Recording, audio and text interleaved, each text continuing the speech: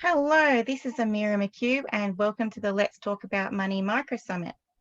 Money can be a challenging topic to talk about, but as it is still one of the leading causes of chronic stress and relationship breakdowns, it's definitely something that we need to talk about and to find new ways to improve our relationship with it.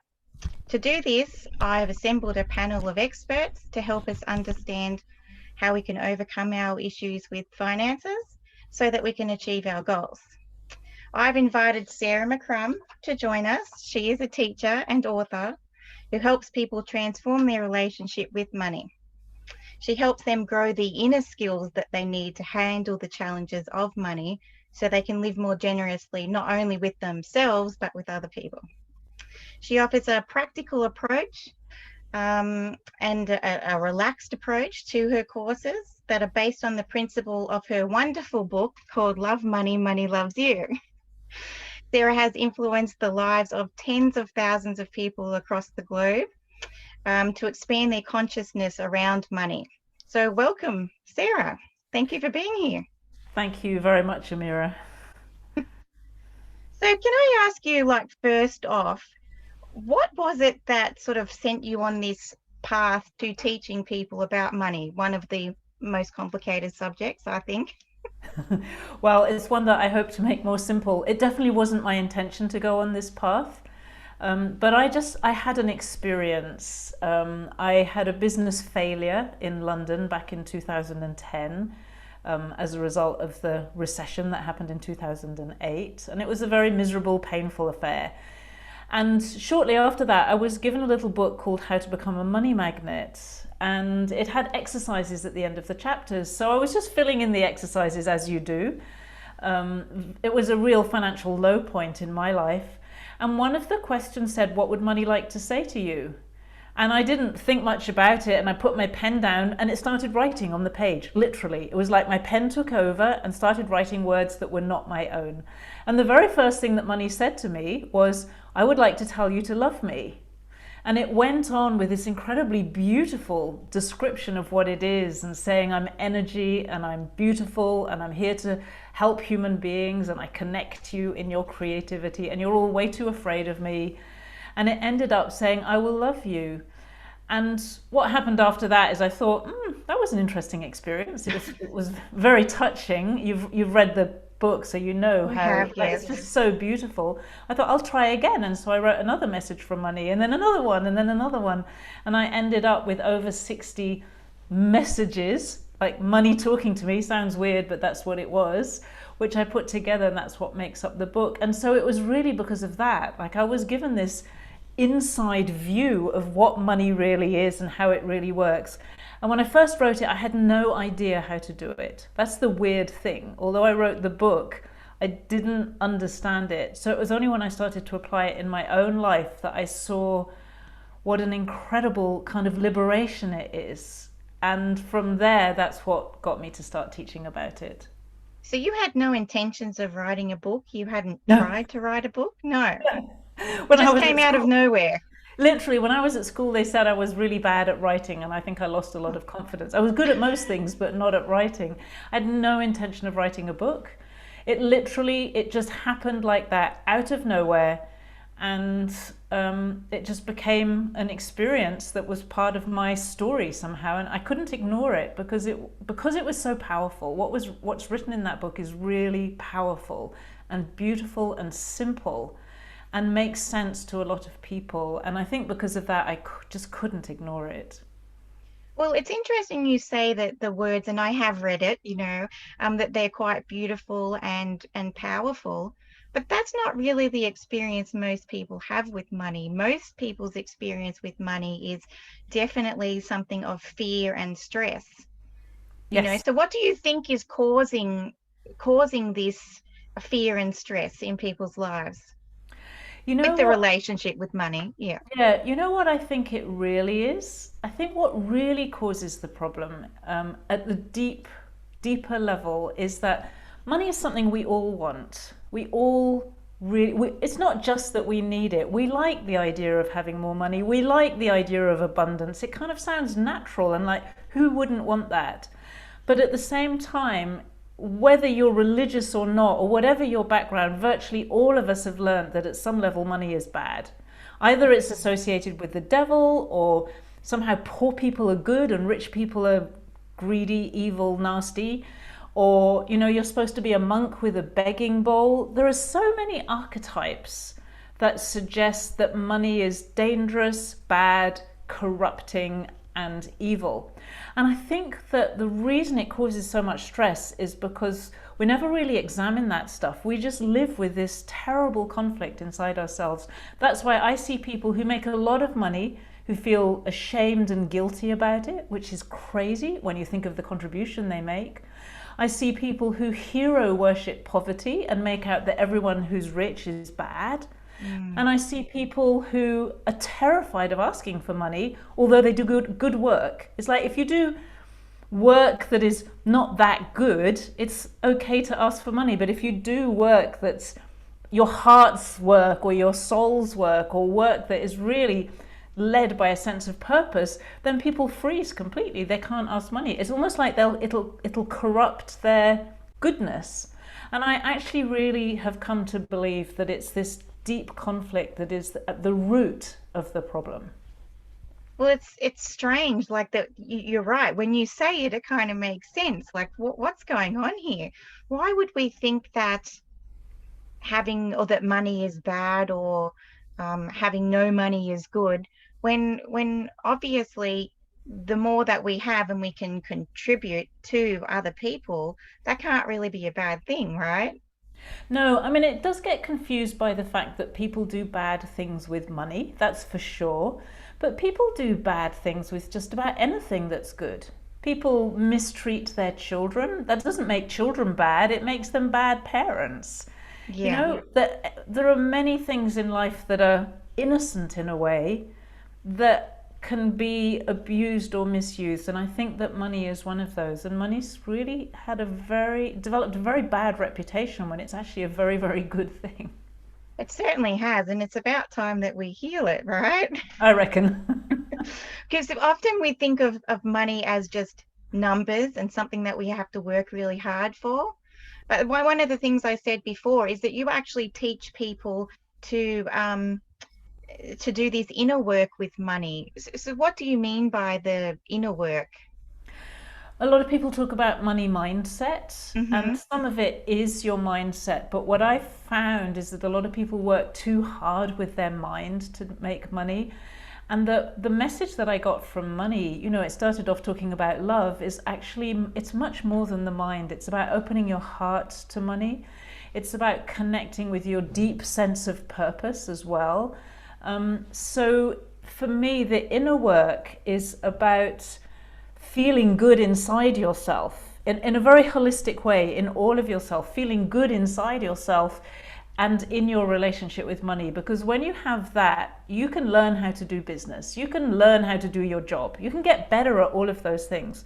But if you're really good at doing business and you still have a relationship of guilt, let's say, with money, that's always going to get in the way. So to me, to do the inner work is kind of like clean up your own act around money and make sure you feel good about it. And then you bring that to whatever you touch financially. Because I guess even if you're great at business, and you have this terrible relationship with money, things aren't going to go so well, right? In the end, it's like, you can have a really great relationship, but if you're constantly suspicious of your partner, or you're always or really jealous, even if they're an amazing person and they're not doing anything wrong, it sours the whole thing. So yes, I think absolutely our relationship makes a very fundamental difference in the way we operate around money. Yeah. So how would we go about changing that, sort of doing that inner work and changing that relationship? Well, the first thing that I teach people is to relax about money. And, you can think, well, what if I don't have enough money, or if I've got a massive problem in my business, how am I supposed to relax about it?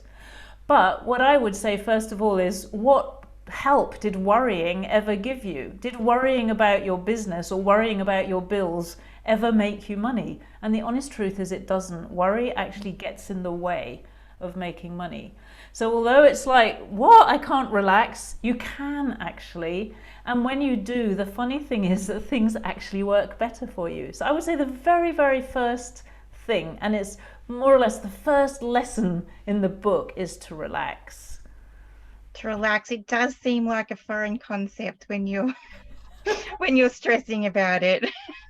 I believe also in the book you have a really great tip about um, learning to enjoy yourself on a daily basis. That would be the next thing that I would say is the book goes on and on about enjoyment. In fact, at one point, money sounds almost frustrated with us. It's like saying, why can't you get it that I'm talking about enjoyment? And we're genuinely talking about you enjoying yourself, enjoying your work, enjoying your life. Why? Because that also makes you actually, it's like you attract money more easily. If you think of somebody who's relaxed and open and enjoying themselves, there's a kind of, they're attractive as a personality actually, and it works the same with money. It just makes it easier than if you're very rigid or very afraid or very closed or any of those things. It's like when you're closed, it's like you're saying, leave me alone, don't touch me. Whereas if you're relaxed and kind of having fun, you're saying, come on, you're welcome. It's just a different energy. Actually, that's interesting because we do, I mean, most of us have seen this sort of like closed postures, and I guess when we tend to get stressed and that, we do sort of, sort of like fall in on ourselves or something, kind of shrink in a way. And so the suggestion is to open up and just have fun. I'll admit that when I saw that in the book, I thought, I can't even imagine trying to enjoy myself at least for an hour every day. Well, so how am I going to schedule this in? Well, the simple way to do that is to enjoy what you're doing. I actually had to train myself a little bit. I realized that I can see the things that I have to do as a list of things to get done, and I can churn my way through them so I can tick them off the list. Or I can sit and look at every job that I'm doing and saying, okay, how can I do this really well? How can I really enjoy doing it? And I found my own formula for that. For example, churning through things doesn't give me any enjoyment. Doing something beautifully, I enjoy doing things beautifully. And so sometimes there's a job, maybe I think, oh, if I do this really quickly, I can get through it in an hour. And then say, no, let's do it beautifully, even if it takes 2 hours, and even if it gets in the way of other things, because then you'll feel good at the end of it. And feeling good is worth more money than getting things done on your list. That's what I found. So not all that running around from place to place and trying to tick the box. Yes, I've done that. I've done that. I mean, what satisfaction is there really in that? There's not really it's like any. The satisfaction of getting ticks all the way down your work from a teacher at school, like red ticks. Like, who cares? Life is about more than that. This is the thing they seem to have forgotten at school half the time. It's like, who cares about the ticks? What actually matters, are you doing a great business, or are you loving your job, and are you making a contribution to people? Are you making a difference every day? And are you enjoying it? Because why not? You can, so why not? Oh, it's going to be a tough one, isn't it? But we'll heed your words on that one. Can I ask you about another thing that I believe we struggle with, and that is the idea that money is limited, that there's only so much to go around. I have to wonder if that's another reason that we feel fear, is because, maybe we'll miss out. Yeah, I think we've been sold that story actually, although all people who understand money and financial markets know that that's not really the case. We were sold the story that the earth has limited resources, limited minerals and gold and things like that, and that somehow along with that goes the idea that money is limited. And we forget to think about the fact that there's unlimited, pretty much, fresh air, energy, and a lot of other things, and growth. The earth will go on producing plants and life as long as there's a breath left in it, so to speak. So we looked at one thing and we didn't look at the other. The simple way that I look at this, which was a revelation for me, although if I talk to any kind of big money person, it's like, oh yeah, that's velocity. They just say that's velocity, like I should have known that. But I'm going to explain it because it makes such a difference. I think of it like this. You have a $100 note. Let's say I pay you $100. You've given me $100 worth of some value, whatever it is. So that note has done $100 worth of work. You then pay it to somebody else and it gives you $100 worth of value. So it's now done $200 worth of work.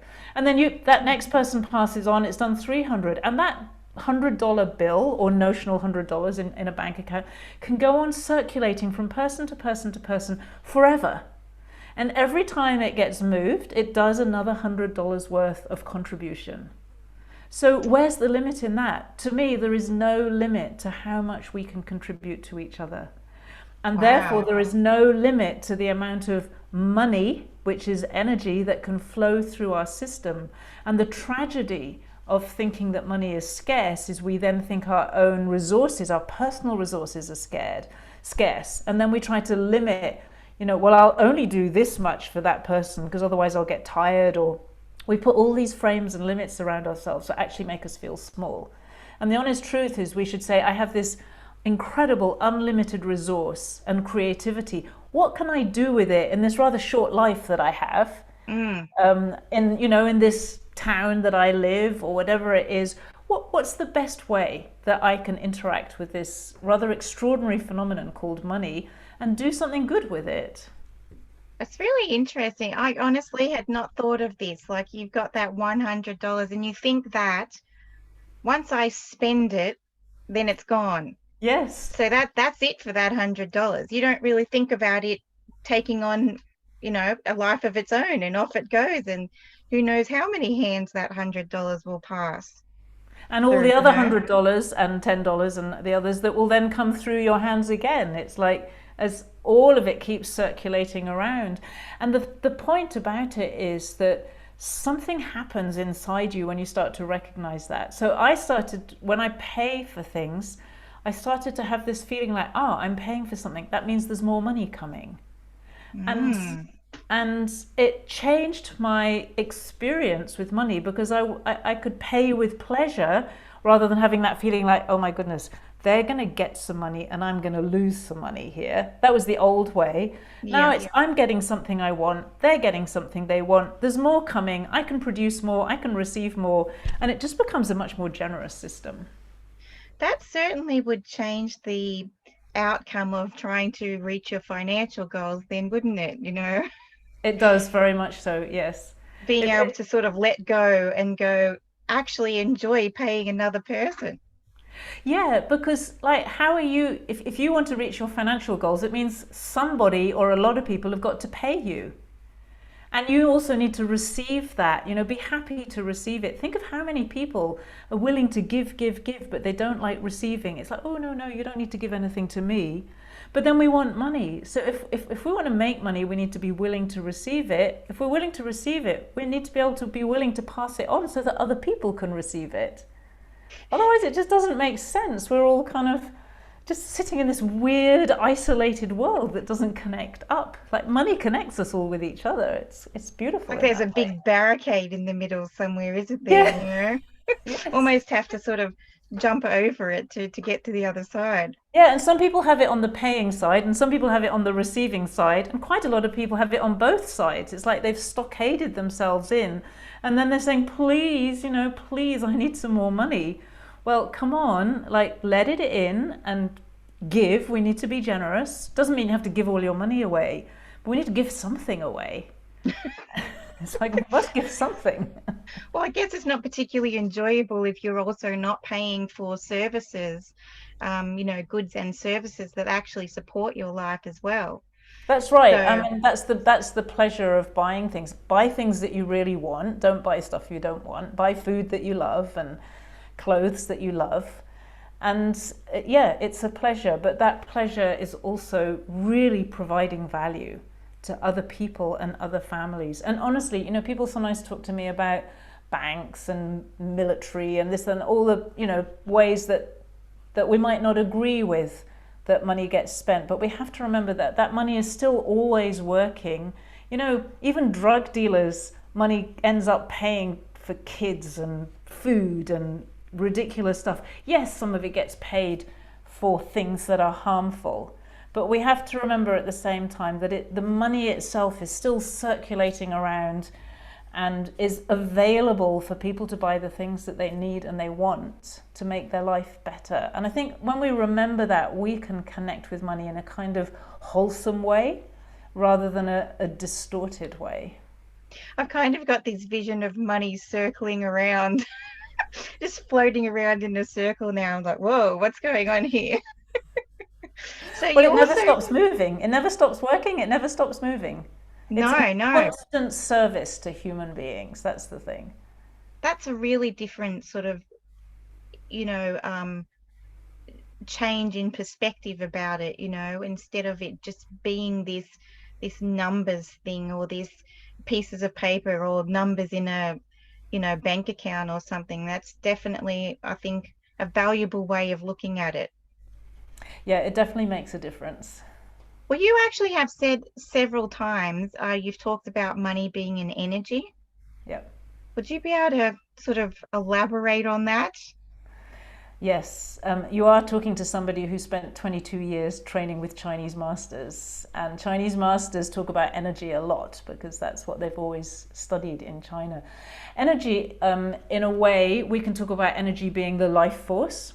It's that intangible thing that makes everything alive.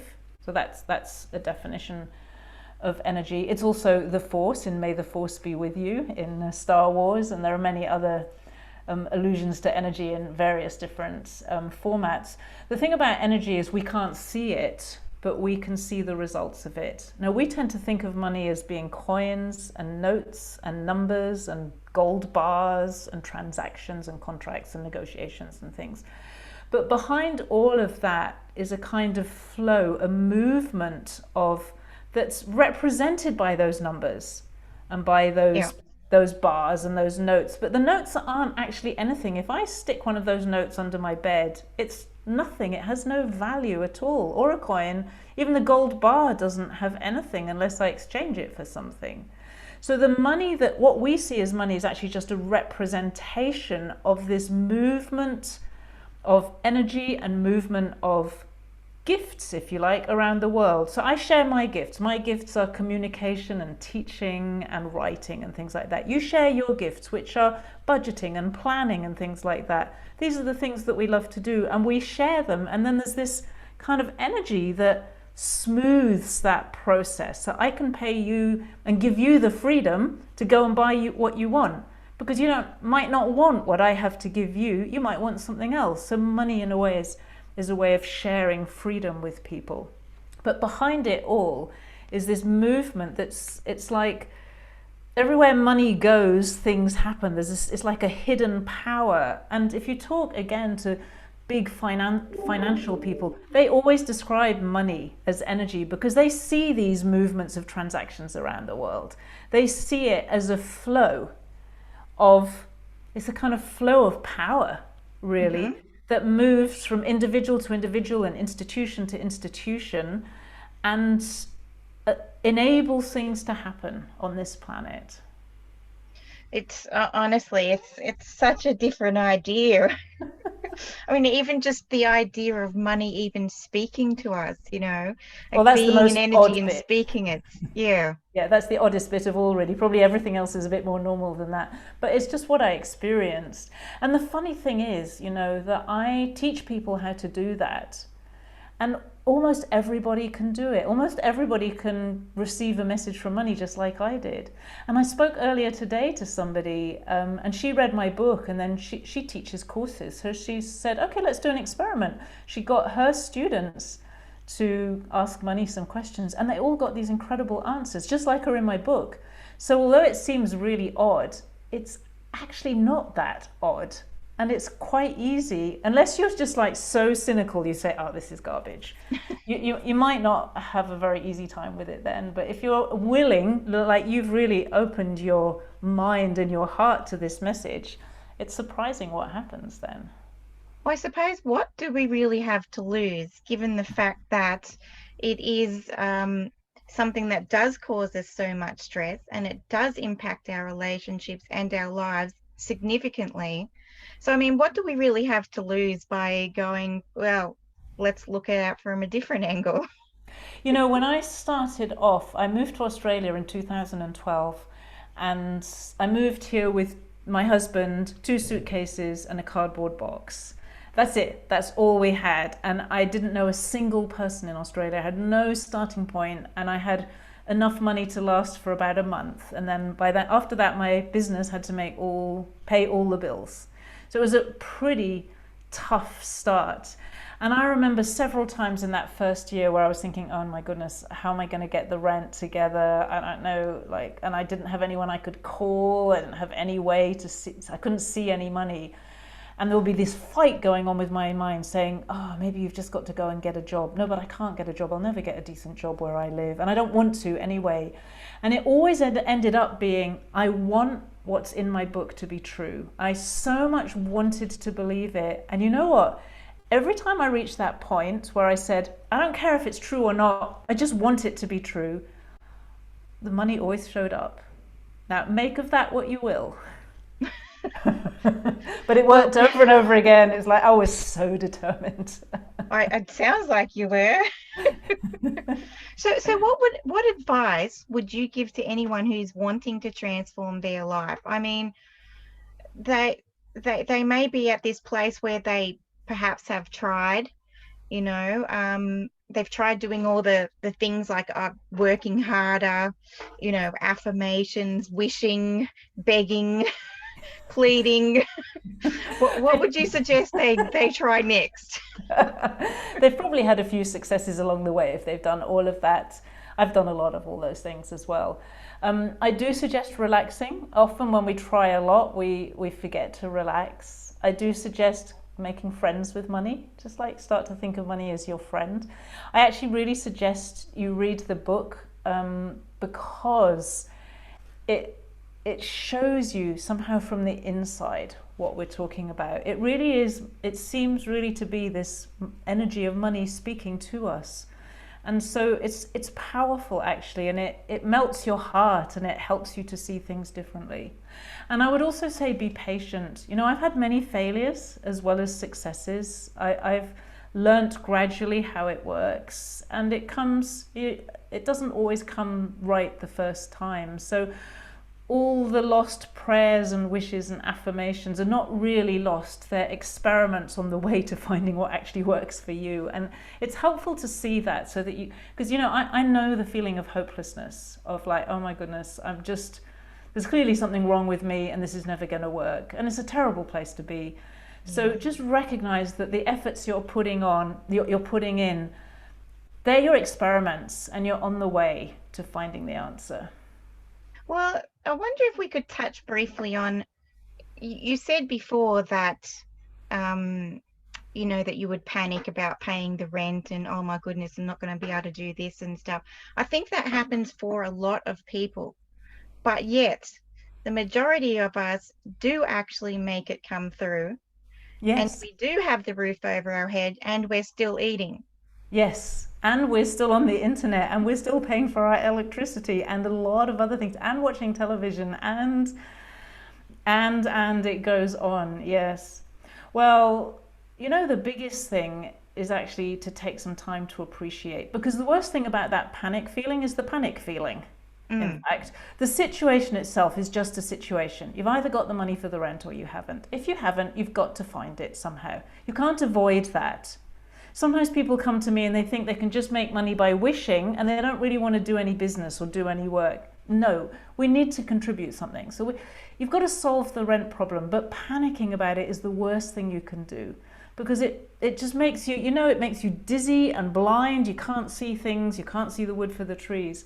So I reckon that it is really important to, yes, relax and just to kind of create some space in your mind, because then you'll be able to find a solution. In my first year, the worst thing that happened to me was that I had to pay my rent 3 days late, and I had to send an email to the real estate agent and say, I'm sorry, I'm going to be late.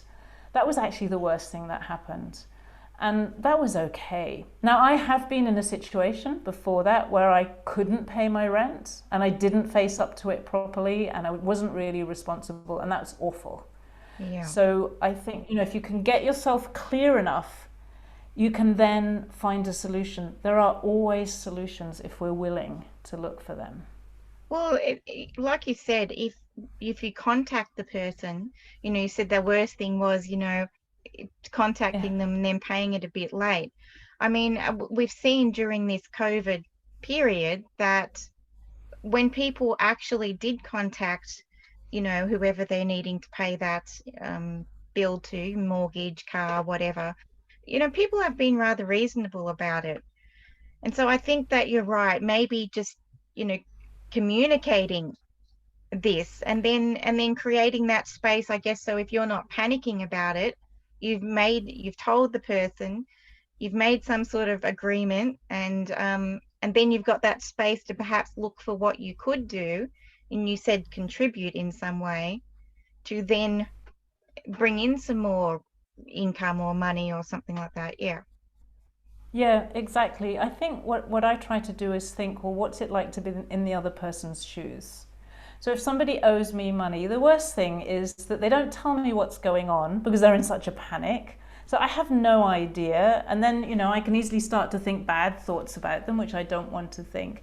And if they would just give me a call and tell me what's going on, I know that that would make a huge difference. If they'd say, well, can I pay you back a little bit at a time? I know that would make a difference because it would show that they're willing and they're not trying to run away from it. So like, if you put yourself in the other person's shoes, it's pretty easy to work out what you can do.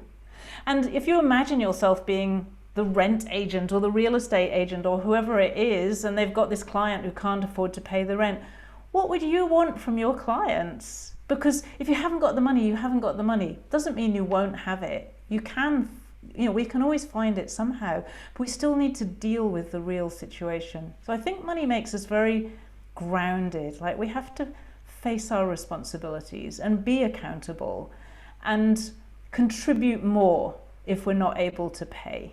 That's one of the things the book's very strong on. It's like, it does not worship poverty. No. It really says, look, give more. Now, obviously, if you can't for certain reasons, that's different. But if you can, find a way to give more so that you can receive more, and create more circulation of money in your life. And it's satisfying to do that. I think, yeah, it's important for people to realize that they're not bad if you don't have that money at the time. It's just an outcome for the time, right? It's just what's happening. That's Yeah. it. And the more you judge yourself, again, the more bad you feel, and the harder it is to solve it. But if you just say, look, I've messed up, to yourself, I've messed up. I don't like being in this mess. I don't really want to be in this mess again. And how can I solve it? And preferably, how can I solve it so that I don't get here again? But do Yeah. it kindly. Just, be gentle with yourself, because beating yourself up for it doesn't make it better. And as you said, worrying doesn't get you anywhere either. It doesn't. It's easy to do, and it's absolutely pointless. Well, I've got to say, your book was such an absolute gift. And I really would recommend people grab a copy and read it. So perhaps we could put some details below the video where they could get it from. But also, I believe that you have a free gift for people as well. Well, there's something that I noticed that people really enjoy doing, which is what I call the money scorecard. And it's got 40 questions in it, and it asks you about your relationship with money and work and purpose and organization, how organized you are about your money.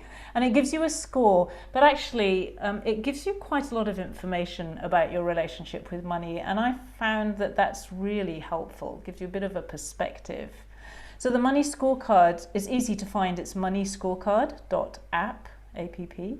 And it's quite fun to do it, and it gives you some information. And you know what? You could try it again 3 months later and see if you've improved your money score. Oh, yeah, that could be sort of like a benchmark every few months.